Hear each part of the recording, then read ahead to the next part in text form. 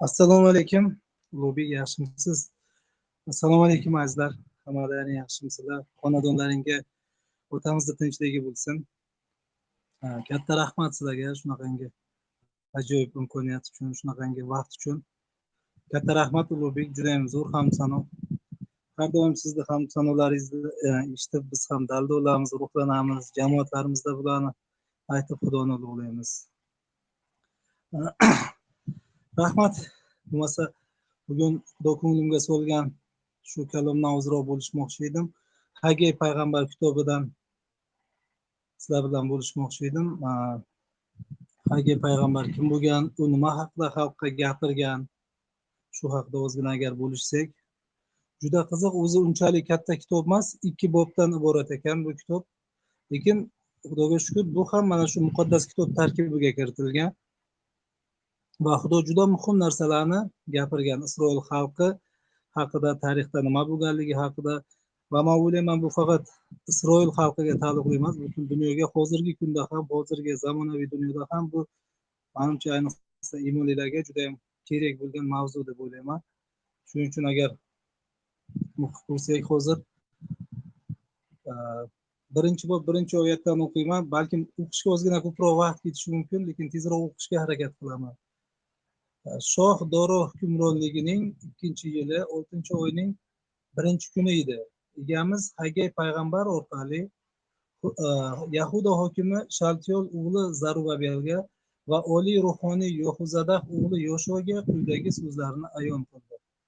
Sarvari olam shunday demoqda: bu xalq egamizning uyini qurish vaqti kelgani yo'q deb aytadi. Ey Isroil xalqi, mening uyim vayron bo'lib yotganda sizlar hashamatli uylarda yashashingizning vaqtimi? Mana endi sarvari olam demoqda: o'z ahvolingizga qarab yaxshilab o'ylab ko'ringlarchi. Ko'p ekib kam o'rasiz, ovqat yeysiz-u to'ymaysiz. Ichasiz, ammo chanqog'ingiz qonmaydi. Ustingizga kiyasiz-u isinolmaysiz. Kim pul ishlasa, uning puli yirtiq hamyonga tushadi. Sarvari olamning kalomi shudir: o'z ahvolingizga qarab yaxshilab o'ylab ko'ring. Axir tog'larga chiqib yog'och olib tushinglar-da mening uyimni quringlar. Men uni ko'rib zavqlanaman. U yerda ulug'lanaman, deydi egamiz. Ko'p hosil olishni umid qilgan edingiz, mana kam oldingiz. Uyga olib kelganingizni sochib yubordim. Nima uchun? Sarvari olam shunday demoqda: mening uyim vayron bo'lib yotgan paytda sizlar ham o'z uyingiz haqida o'ylaganingiz uchun shunday qildim. Sizlarning dastingizdan osmondan shudring tushmadi, yer ham hosil bermadi. Men dalalarga, qirli joylarga qurg'oqchilik keltirib, don, uzum sharbati va zaytun moyini quritdim. Yerdan chiqqan barcha hosilni yo'q qildim. Odamlar va hayvonlarni qiyinchiliklarga duchor qildim. Insonlarning o'z qo'llari bilan qilgan mehnatlarini puchga chiqardim. Shundan keyin Zarubabel, oliy ruhoniy Yoshua va surgundan qaytib kelgan barcha xalq o'zlarining egasi Xudoga itoat qilishdi. O'zlarining egasi Xudo yuborgan Hagey payg'ambarning so'zlariga quloq solishdi. Chunki ular egamizdan qo'rqardi. Egamizning elchisi Hagey uning quyidagi so'zlarini xalqqa yetkazdi. Egamizning kalomi shudir: men sizlar bilan birgaman. Yahuda hokimi Zarubabelni, oliy ruhoniy Yoshuani va surgundan qaytib kelgan butun xalqni egamiz ruhlantirdi. Shunda ular hammalari kelib, o'zlarining xudosi sarvar olamning uyini tiklashni boshladilar. Shoh Doro hukmronligining 2-yili 6-oyning 24-kunida ma'badning qayta qurilishi boshlandi. O'sha yilning 7-oyi 21-kunida egamiz yana xabar yuborib, quyidagi so'zlarni Hagey payg'ambarga ayon qildi. Yahuda hokimi Shaltiol o'g'li Zarubabelga, oliy ruhoniy Yohuzadah o'g'li Yoshuaga va surgundan qaytib kelgan butun xalqqa shu gaplarni yetkaz. Orangizda oldingi ma'badning shuhratini ko'rganlar bormi? Hozirgi ko'rinishi qanday? Oldingisi bilan solishtirganda bunisi arzimagan bir narsadan-ku axir. Egamizning kalomi shudir: endi dadil bo'l ey Zarubabel, dadil bo'l ey oliy ruhoniy Yoshua, ey surgundan qaytib kelgan shu yurt ahli, endi dadil bo'linglar. Sarvar olam shunday demoqda: mening ruhim hali ham sizlarning orangizda. Qo'rqmanglar, ishga kirishinglar. Chunki Misrdan chiqqaningizda sizlarga bergan va'damga binoan men sizlar bilan birgaman. Axir sarvari olamning kalomi shudir. birpasdan keyin yana yeru osmonni, dengiz va quruqlikni larzaga solaman. Barcha xalqlarni titrataman. Ularning xazinasi shu yerga keltiriladi. Sarvar olam demoqda. O'shanda men mana shu mabadni hashamat bilan boy qilaman. Sarvar olamning kalomi shudir. Kumush meniki, oltin ham menikidir. Sarvar olam aytmoqda, bu mabadning keyingi shuhrati oldingisidan ham ulug'roq bo'ladi. Sarvar olamning kalomi shudir. Mana shu yerga tinchlik ato qilaman. Shoh Doro hukmronligining 2-yili 9-oyning 24-kunida Haggay payg'ambar orqali egamizning quyidagi so'zlari ayon bo'ldi. Haggay ruhoniylarga dedi: Sarvar olam shunday aytmoqda. Ruhoniylardan qonun bo'yicha quyidagi holatlarni ajrim qilishni so'ra. Agar birortasi kimning etagida qurbonlikdan olingan muqaddas go'shtni olib ketayotgan bo'lsa, o'sha kiyimning etagi bilan non, sho'rva, sharob, zaytun moyi yoki boshqa yeguliklarga tegib ketsa, o'sha narsalar ham muqaddas hisoblanadimi? Ruhoniylar Haggayga yo'q deb javob berdilar. Haggay yana so'radi: agar birortasi inson jasadiga tekkani uchun harom bo'lsa, yuqorida aytib o'tilgan yeguliklardan biriga tegsa, o'sha yeguliklar harom hisoblanadimi? Ruhoniylar ha deb javob berdilar. Shunda Haggay dedi: egamizning kalomi shudir. Mana bu odamlar, bu xalq ham oldinda xuddi shundaydir. Ular qilgan ishlarning hammasi, ular keltirgan har bir nazr ham haromdir. Endi sizga nima bo'lgani haqida o'ylab ko'ring. Mening mabadimni qayta qurishni boshlamaganingizdan oldin nimalar bo'lgani haqida o'ylab ko'ring. 20 chora don olaman deb xirmonga borganingizda, u yerda faqat 10 chora don bo'lardi. Qumdan 50 ko'za sharob olaman deb borganingizda esa faqat 20 ko'za sharob topardingiz. Egamiz demoqda, mehnatingizning barcha samarasini yo'q qilay deb garimsel, shira va dul yubordim. Shunda ham menga qaytishni rad qildingiz. Ammo bugun 9-oyning 24-kunidan boshlab sizlarga nima bo'lishiga e'tibor beringlar. Mabadimning poydevori yotqizilganiga ancha bo'ldi. O'shandan beri ekkan urug'laringiz deyarli hosil bermas edi. Toklaringiz, anjirlaringiz, anorlaringiz va zaytun daraxtlaringiz hosili bebaraka edi. Ammo bugundan boshlab men sizlarga baraka beraman. O'sha kuni oyning 24-kunida egamiz yana xabar yuborib, quyidagi so'zlarni Haggay payg'ambarga ayon qildi. Yahudo hokimi Zarubabelga ayt: osmon va yerni larzaga solaman. Shohliklarning taxtlarini ag'daraman. Xalqlarning shohliklariga barham beraman. Jang aravalari va ularning ustidagilarini ag'daraman. Otlar, chavandozlar yiqiladi. Hamma bir-birining qilichidan halok bo'ladi. Egamizning kalomi shudir. Ey qulim Shaltiyol o'g'li Zarubabel, o'sha kuni demoqda Sarvar olam, seni o'z muhr uzugimday qilaman, chunki men seni tanlaganman. Sarvar olamning kalomi shudir. Amin. Demak, Haggay payg'ambar kitobida biz shu narsalarni ko'rsak bo'ladi yoki o'rgansak bo'ladi. Umuman agar Haggay payg'ambarni biz mustaqil o'qib o'rganmoqchi bo'lsak, bu bilan parallel ravishda yana Nahmiyo, Ezra yoki Doniyor kitoblarini ham o'qisak bo'ladi. Chunki deyarli bir xil vaziyat va har xil davrda bo'lyapti. Ya'ni bu Shoh Hizqiyo davrida, Ishoy payg'ambarning davrida Fors shohligi, Bobil shohligi Navohidnazar bostirib kelib, mabadni vayron qilib, xalqni surgun qilib olib ketgan bo'ladi. Xalq o'sha begona yurtda 70 yillar atrofida qul bo'ladi va vaqt kelib shohlar almashishni boshlaydi. Navohidnazarning o'rniga bu davrda hozir Doro bo'lgan, bundan keyin yana Kurush bo'ladi, Artaxerxes bo'ladi. Xullas xalq qism-qismga bo'linib o'zgina o'z yurtiga, vataniga qaytishni boshlaydi. Albatta Xudo o'sha har bir shohning davrida ham mo'jizalar qilgan bo'ladi, o'zining qudratini ko'rsatgan bo'ladi. Doniyor bilan yoki Doniyorning uchta do'sti bilan bundan keyin ham shu narsalarni qilgan bo'ladi va aynan mana shu Haggay davridagi holatda xalq kelgan bir qismi Quddusga qaytgani, lekin hamma o'zini ishi bilan band, o'z uyini qurish bilan ovora bo'lgan. Ya'ni dunyo tashvishlari bilan, agar hozir o'zimiz tildan kelib chiqib aytadigan bo'lsak, o'zini ishlari bilan mashg'ul bo'lib ketib, Xudoni o'zini unutganda, butun umr tirik Xudo bilan munosabat qilib, xalqqa Xudoga xizmat qilish nimaligini bilib, mabadda hayot kechirgan xalq bugun kelib mabad bilan ishi yo'q.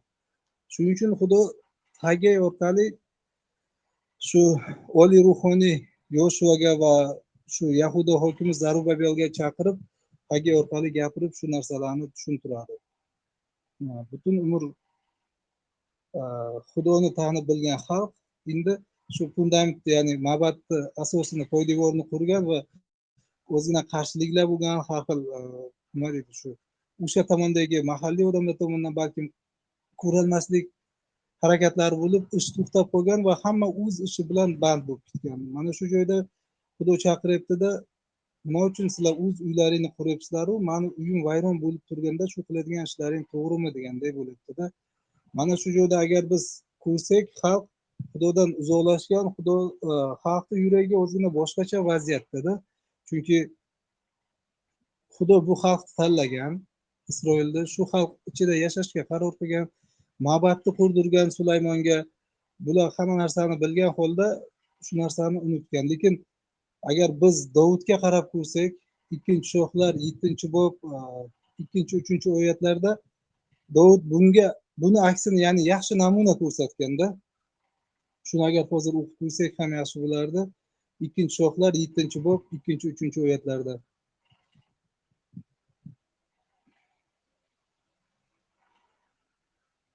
Shoh bir kuni Natan payg'ambarga dedi: "Qarang, men sadir yog'ochidan qurilgan uyda yashayapman. Xudoning sandig'i esa cho'dirda turibdi. Ko'nglingda nima bo'lsa shuni qilaver, egam sen bilan", dedi Natan. Davudni yuragi o'sha vaqtda, umuman Davud Xudoni juda ham qattiq yaxshi ko'rgan odam bo'lgan. Shu sababdan Xudo aytgan, Davud mani yuragimdagi odam degan. Davudga Xudo shunaqangi yaxshi shohlik bergan, Isroil tarixida eng yaxshi davr Davud shohligiga to'g'ri keladi deyishadi. Va u shu narsani aytyapti: sadir yog'ochidan qurilgan uyda, ya'ni hashamatli uyda yashayapman demoqchi. Shu narsani tushuntirib beryapti. Lekin shuncha qudratli Xudo, yer osmonni butun borliqda yaratgan Xudo chodirda yashayapti. Ya'ni uni ahd sandig'i chodirda debdi. Uni yuragida Xudoga uy qurish rashki paydo bo'lganda allaqachon shu narsani xohlab yurgan. Ammo Xudo aytadi, mayli, men uchun Xudo ma'badni o'g'ling Sulaymon quradi deydi. Lekin Davud o'zi juda ham qattiq xohlagan bo'ladi. Allaqachon loyihalarni tayyorlab qo'ygan bo'ladi. Mana shu ma'bad qurilishiga o'g'liga topshirayotgan vaqtda eng katta qurbonlik, o'sha eng katta sarmoyani ham Davud bergan bo'ladi. Uni yuragi shunchalar Xudoga yaqin bo'ladi, Xudoga uy qurish uchun yuragi kuyib yongan bo'ladi. Ammo bu xalq bu davrga kelib, mana shu Hageyni vaqtida Xudoni uyi bilan yoki Xudoni ishlari bilan endi uni ishlari yo'q. Ya'ni xalqning ishi yo'q. Xalq Xudodan qandaydir bir savganda yuragi uzoqlashgan. Shuning uchun Hagey 1-bob o'sha 5-7 oyatlarda aytibdi, qaranglar debdi, o'ylab ko'ring debdi. Shu axir o'ylab ko'ring deb Xudo mana shu joyda qayta-qayta 2-3 martalab xalqqa aytibdi, tushuntirib, nima uchun debdi, qilgan ishlaring bebaraka bo'lyapti. Men ishlaringga baraka bermayapman. Shunda ham hech to'xtab o'ylab ko'rmayapsizlarmi? Egamizni uyini qurish vaqti kelgani yo'q debsizlar. Lekin mani uyim vayron bo'lib yotibdi, sizlar hashamatli uyda yashayapsizlar. Ba'zan bizning hayotimizda ham shunaqa bo'ladi. Yaqinda o'zim ham shu narsani guvoh bo'ldim. Men Jizzaxda turaman, taksistman, ertadan kechgacha ishlayman-da. Ertadan kechgacha chiqib mashina haydayman. Ba'zan ertadan kechgacha ishlab, kechqurun pulimni sanasam arzimagan pulni ishlagan bo'laman. Lekin xuddi bir ko'p ishlaganday bo'laman. Qandaydir o'ziga yarasha mehnati, mashaqqati bo'ladi-yu. Yaqinda mashinamni bitta joyini bir oy ichida 5 marta remont qildirdim. Aynan o'sha joyda, o'sha mashinada radiator degan narsa bo'ladi, uni ventilyatori bo'ladi, yo'da suv aylanadida bitta detali buzilib qolaverdi. Qayta ustaga bordim, o'xshattiryapman, usta qilib beradi, 3 kun, bir haftada yana ketadi. Hayron bo'laman. O'tirib ibodat qilganda Xudo nimagadir shu joyda eslatdi, o'chib o'qiganimda ba'zan Xudo shunaqa deyotgandek, hadeb o'z ishingni qilib, mani ishimni to'xtatib qo'ysang, bilib qo'y, ishingda baraka bo'lmaydi. Topgan puling yirtiq hamyonga tushadi. Boyagi joyda aytganaqa, qancha mehnat qilsang ham, qancha mashaqqat, zahmat cheksang ham, buni barakasini xohlasam beraman, ammo xohlamasam bu hammasi xuddi yirtiq cho'ntakka tushadi. Mehnatingni kuchga chiqaraman. Shu sababdan ba'zan biz ham o'ylab ko'rishimiz kerak. To'xtab, bugun biz qanday ketyapmiz? Bizni yashash, turmush tarzimiz qanaqa? Biz o'z uyimizni qurish bilan avoramiz. Biz har birimizni o'zimizga yarasha ishimiz bordir, kimdadir biznes bordir, kimdir bola chaqasi bilan avoradir, kimdir baland o'qishga o'tkazaman, ko'pchi harakat qilib yotadi yoki o'qishini kontrakti bo'lishi mumkin. Xullas, dunyoviy tashvishlarga o'ralib qolib ketsak biz, agar bu narsa ko'pincha bizni Xudoni unutishga olib keladi. Shuning uchun Xudo mana shu narsalarni tushuntirib aytyapti. Nahotki shuncha yildan beri boyagi joyda biz navbatni poydevori qurilgani haqida aytib o'tdik. O'sha joyda yulduzcha bilan uzoq yozib qoldirilgan. Agar biz u muddatga qaraydigan bo'lsak, poydevor qurilgani va qurilganiga 16 yil o'tib ketgan taqdirda ham undan keyin bir dona g'isht ham qo'yilmagan mana shu poydevorni ustiga. Shuning uchun aytyapti, nima uchun vaqtinchalik mani to'xtatib qo'ydilaring ishimni degan. Bu vaqtinchalik degan narsa 16 yilgacha uzilib ketgan. Shuning uchun biz shu vaqtda biz to'xtab o'ylab ko'rishimiz kerak. Chunki Zaburda ham 126-sano 2-oyatida Sulaymon aniq aytgan. Hozir shu joyda ham ochib o'qib ko'rsak yaxshi bo'lardi.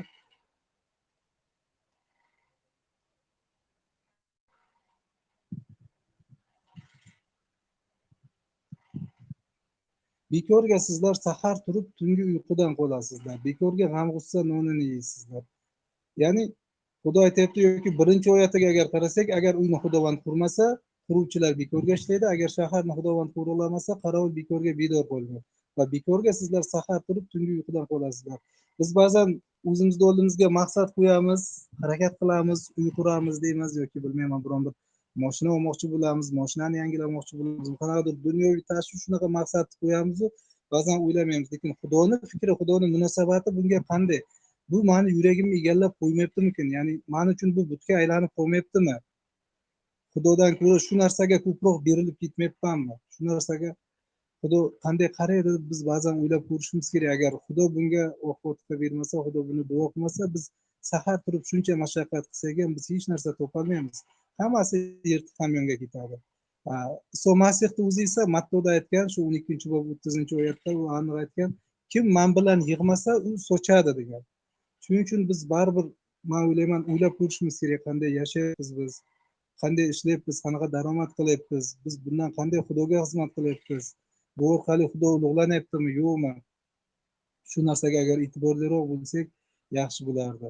Yana mana shu Haggayda 8-11-oyatlarida Xudo aytgan narsa, albatta Xudo bizga bugun ma'bad qurib ber demaydi, ammo biz jamoatga borganimizda, uni ulug'laganimizda u bundan xursand bo'ladi. Chunki Xudo shu joyda aytayapti, yog'ochlarni olib tushinglar, mani uyimni qurishni boshlanglar, men buni ko'rib zavqlanaman, men u yerda ulug'lanaman degan. Shuning uchun albatta bugun ma'bad bu bizning yuragimiz. Xudo har birimizda bor, har birimizga muqaddas ruhini bergan. Lekin agar biz mana shunday jamoatga borsak, birgalikda yig'ilsak, uni ulug'lasak, u bundan xursand bo'ladi. Bunda ham mana shu yangi ahdda Ibroniylarda 10-bob 25-oyatda ham aniq aytilgan, ba'zilarga o'xshab yig'ilishlaringizni qoldirmanglar deb. Shuning uchun hozir ko'pchilik jamoatga ham ba'zan borishi qiyin bo'ladi, kimdir ish chiqib qoladi, kimdir to'yga boradi, kimdir nimadir bo'ladida. Umuman muhim bo'lmagan, arzimagan sabablar bilan ham yig'ilishni qoldiradiganlar ko'pda. Shuning uchun biz ertadan kechgacha mehnat qilishimiz mumkin, ammo Xudo buni xohlasa puchga chiqarishi mumkin, xohlasa bu mehnatimizni qadrlab barakalashi mumkin. Hamma narsa uni qo'lida. Biz mana shu ishga yoki ba'zi narsalarga Xudodan ko'proq u narsaga yuragimizni boy berib qo'ysak, bu o'zimizga qiyin bo'ladi. 12-oyatda shu Haggay 1-bob 12-oyatda aytyapti, bugun masalan biz qanday o'zimizni tutamiz shu narsada? Chunki bu yerda Haggay kelib boyaga ruhoniy Yoshua va Yahuda hokimi Zarubabel hamda surgundan qaytib kelgan xalqni bir qismiga shu gaplarni borib yetkazganda, ular aytyapti, buni to'g'ri tushunib tan olishyapti. Ya'ni itoatkorlik namoyon qilyapti. O'sha 1-bob 12-oyatda ular aniq aytgan,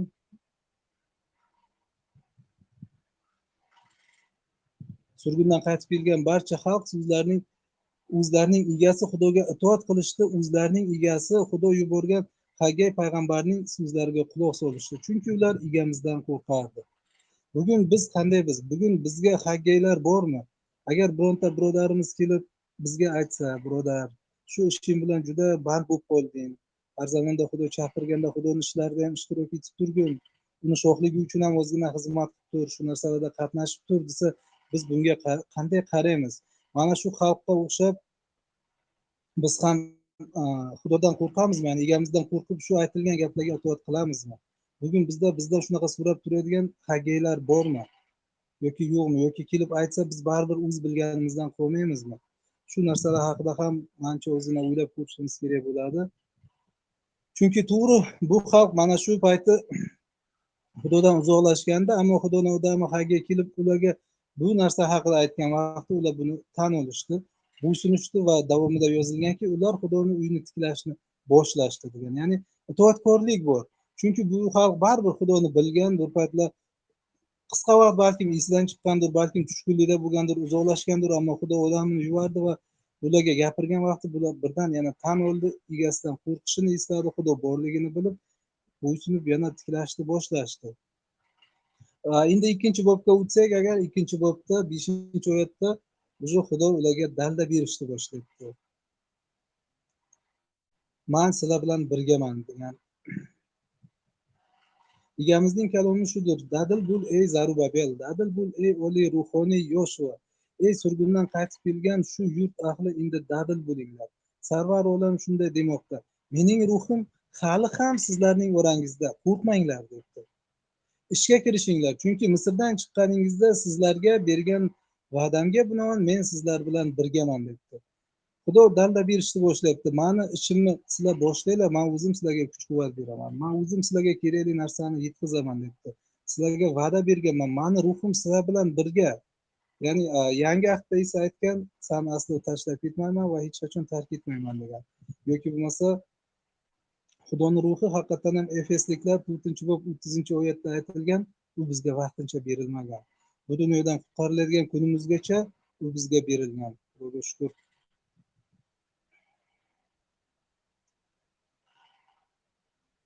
Xudoning muqaddas ruhini xafa qilmanglar, sizlar najot kunigacha o'sha ruh bilan muhrlangansizlar deyilgan. Efesliklar shu 4-bob 30-oyatda. Endi Xudo bu xalqqa aytayapti, mani ruhim hali ham sizlar bilan birga, ya'ni Xudo bergan ruhini hech qachon olib qo'ymaydi. U sizlar bilan birga endi dunyoni oxirigacha yoki biz bu dunyodan o'tgunimizga qadar Xudo o'z ruhi orqali bizda ishlaydi, bizga dalda beradi, bizni ruhlantiradi. Bizga kerak bo'lgan hamma narsa bilan u o'zi bizni ta'minlaydi. Faqat biz qaror qilishimiz kerak. Ya'ni yuragimizning holati Xudo uchun juda ham muhim. Biz ayni paytda qanday yuragimizning holati qanaqa? Biz Xudoni deyapmizmi yoki mana shu o'z ishlarimizda, o'z tashvishlarimizda xohlayapmizmi? Shu oyatda yana aytayapti, ishga kirishinglar, chunki Misrdan chiqqaningizda sizlarga bergan va'damga binoan men sizlar bilan birgaman. Biz ham najot topganimizda, tavba qilganimizda qaysidir ma'noda Misrdan chiqqanmizda. Misr ko'pincha gunoh ramzi sifatida ham aytiladi-ku, biz Misr qulligida Isroil xalqi 400 yil bo'lgandek, biz ham gunoh qulligida bo'lganmiz. Shuning uchun ramziy ma'noda ba'zan Xudo bizga najot berganini shu Misrdan chiqqanimizni eslaymiz. Va aytayapti, men sizlarga o'sha vaqtda va'da berganman, ana shu va'dam bilan har doim birga sizlar bilan oxirigacha bo'laman debdi.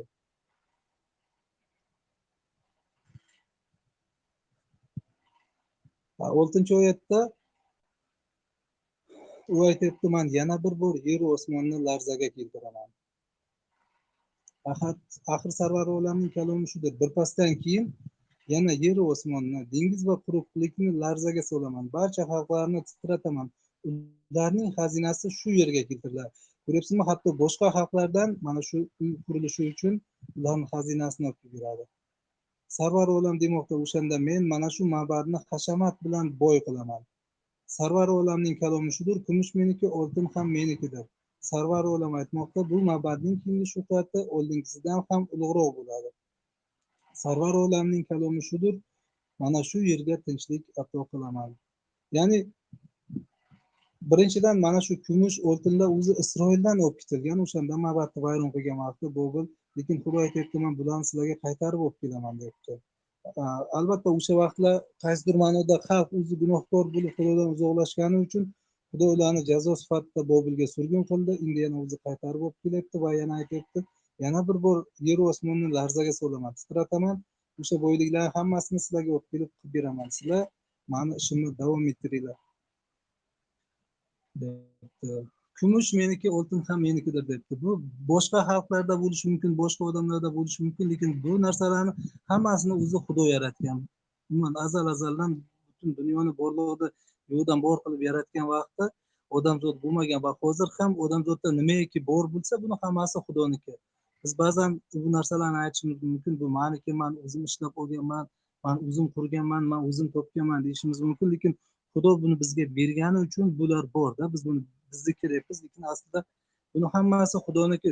Shu sababdan Xudo aytayapti, men buni xohlaganimga beraman deyapti va xohlasam mehnatingni kuchga chiqaraman, xohlasam mehnatingni barakalayman deyapti. Shuning uchun Xudo har birimizga kuch-quvvat bersin, donolik bersin. Albatta Xudoga xizmat qilish ba'zan unchalik oson emas, lekin shu bilan birga o'ziga yarasha zavqli. O'ziga yarasha buni sharafi bor. Xudo har birimizga kuch-quvvat bersin, donolik bersin, marhamatlasin. Men bugun sizlar bilan bo'lishmoqchi bo'lgan narsa mana shu edi va shu narsaga chaqirmoqchiman. Bu dunyoning tashvishi bizda har qancha nima deydi, dunyoda yashash, iymonni saqlash unchalik oson emas, lekin agar Xudo bilan biz birga bo'lsak, buni hammasini yengib o'tamiz. Bugun bizni yuragimizni qanaqadir dunyoviy ishlar egallashiga, dunyoviy ishlar qandaydir bog'lab qo'yishiga biz yo'l qo'ymasligimiz kerak. Mana shu Xudoning kalomini o'qib, agar eslab, shu narsalarga e'tibor bersak, Xudo o'zining muqaddas ruhi bilan bizga kuch beradi, oldinga qarab yurishga yoki shu dunyoga uyg'unlashib ketmasligimiz uchun. Shuning uchun Xudo har birimizni marhamatlasin. Sizlarga katta rahmat. Bugun biz o'ylab ko'raylik, biz qanday yashayapmiz? Biz ko'proq o'zimizni uyimiz bilan ovoramiz, biz o'zimizni o'ylamiz, ishlarimiz bilan qandaydir chalg'ib bog'lanib qoldikmi, yo Xudoning ishiga ham xizmat qilib turibmizmi? Xudo bizni chaqirganda labbay deb javob beralyapmizmi? Har birimizga Otamiz kuch-quvvat bersin, donolik bersin, har birimiz orqali uning nomi ulug'lansin. Sizlar bilan shu narsani bo'lishmoqchi edim. Hammalaringga katta rahmat e'tiborlaring uchun. Menga shunaqa imkoniyat berganlaring uchun Ulug'bek, mana shu Masihiylar kanali, Hamza aka, sizga ham katta rahmat. Xudo marhamatlasin har birlaringni.